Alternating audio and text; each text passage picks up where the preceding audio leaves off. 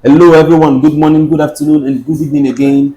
I remain Promise Bill from Promas Recording Studio. I'm here again with another tutorial on how to make your bass guitar stand out in a mix.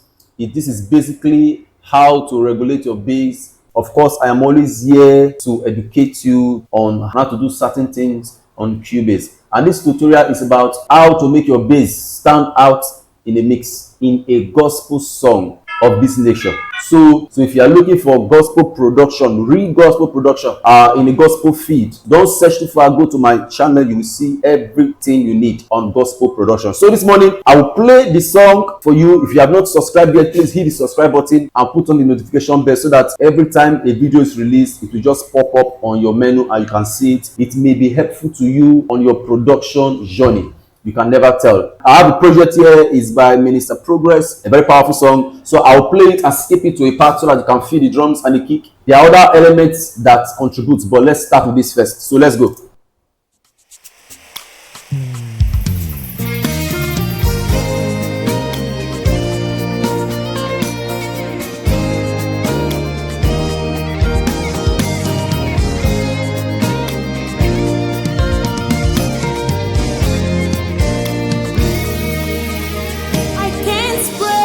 You enough.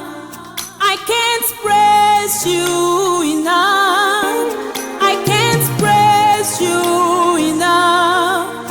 I can't worship you enough. For you are more than enough. You are more than enough. For you are more than enough. That's why I praise you enough. For you are more than for you are more than enough. You are more than enough. That's why I praise you.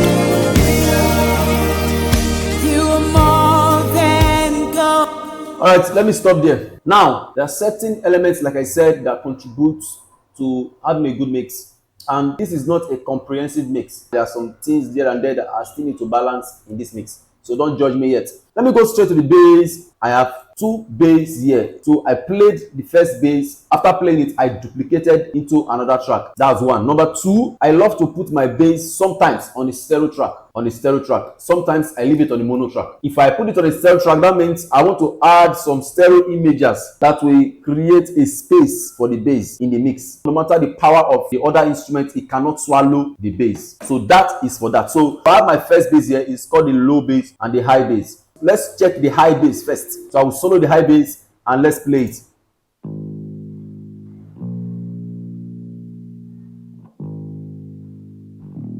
So what I did here was simple.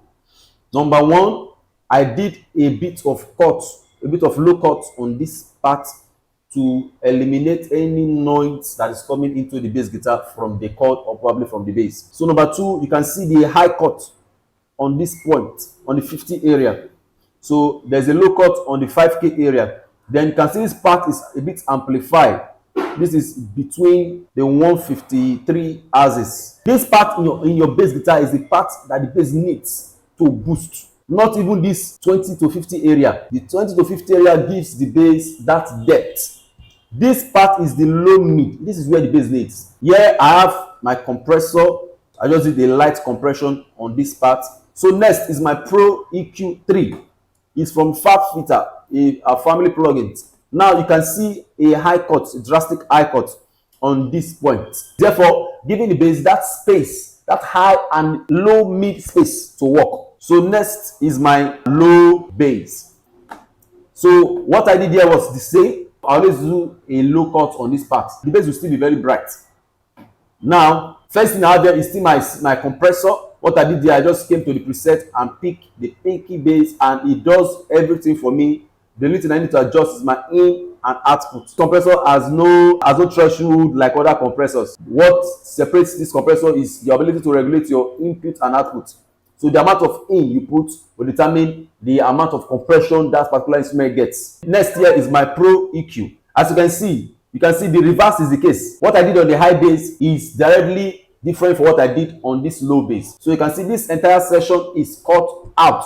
What I need more is that ruby sound from this side of the bass guitar. So when both start to work together, you get a balanced ratio. So this part is bringing the high quality and the low mid quality, while this side is bringing the depth of the bass guitar. So the next I have here is my arrow bass stereo. This will add a bit of rumbling to the bass, a bit of thickness to the bass. Listen.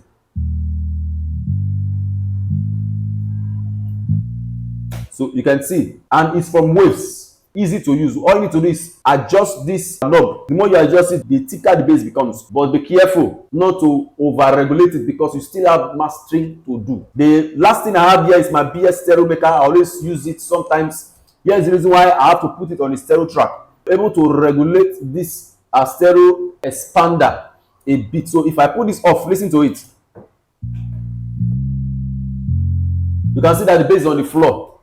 So this stereo maker will pick the bass from the floor, put it up a bit. Listen. You can see. Let me put it off. Listen again. You can see. See the difference. Fantastic. Some other persons prefer to use sidechains and the likes of all the other plugins, but it's fine by you. Whatever one that works for you, go for it. So let's solo the two bass high and low and see the way they sound.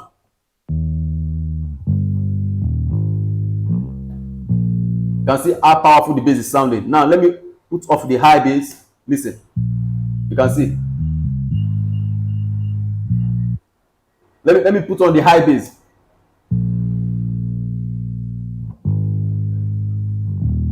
Let me put off the low bass.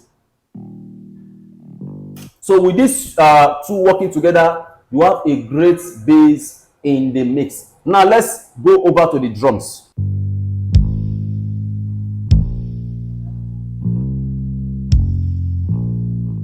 You can see the kick is heavy, the bass is working, and if you listen closely with your headphones on, you can see that both are never clashing at any point. They are working on their own. So let me put on the entire drum set. So first of all, I use additive drums. This is my additive drums. I do work presets. This is a preset that I mix down. Sometimes I just say, if you are already using an additive drums, just put it on the comment section. I will save a preset and send to you. You can just open it on your Cubase and it will just function. All you need to do is know how to route it. Now, if you are using additive drums for the first time, all you need to do is come over to this section here over here, click it and put it on separate out prefader. Do that for everything and it will send your signal to your mixer. Hereby, it will enable you EQ them and compress them and effect them separately. So listen to the drums.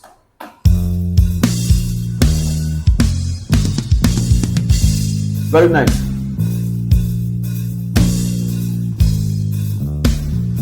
After the entire mix for this particular additive drums, if you need a tutorial on that, you can check my page. You will see a tutorial on how to mix an additive drums from scratch. Now, after doing that, what I did is to create a drum group. You can see I have 5 groups here. This is the toms, this is the drums, and this is the music group.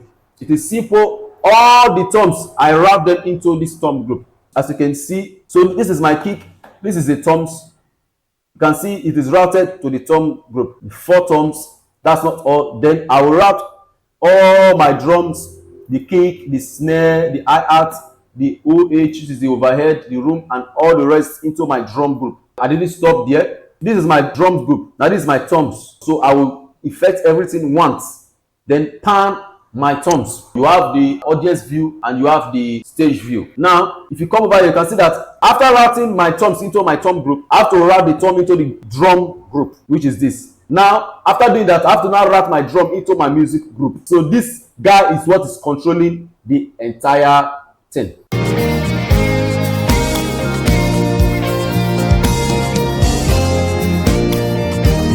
So you can see that will give you the advantage of regulating all your instruments and balancing your voices at the same point. So let me put on the backup vocalist.